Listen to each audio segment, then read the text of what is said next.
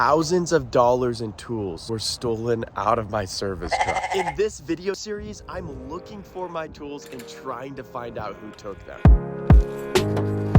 So I got up for work in the morning and went to my truck. The shell was open, the tailgate was down, and everything was cleared out. The worst feeling in the world. Everyone tells me that I need to check pawn shops. So what I'm doing right now is I'm going through my past purchases at Home Depot, making a list, and I'm going to print that off and I'm gonna go take it to all the pawn shops in the area.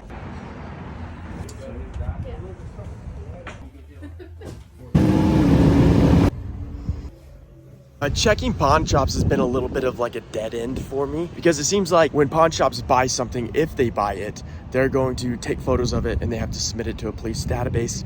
Don't know how many people follow the rules. That's the process. And then also they have to sit on them for a while before they actually get on the shelves. So it's almost like submitting the information to the police, very good descriptions, good photos, all of that, so that they could catch it when it gets flagged. If it goes through the database, it's a better option than going.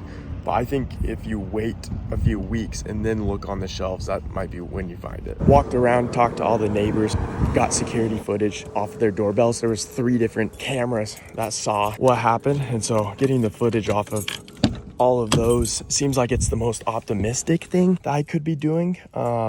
Because I guarantee you it might be a vehicle I recognize or somebody I know. Think about this, but for the next video, I think somebody on YouTube or one of my friends stole my shit.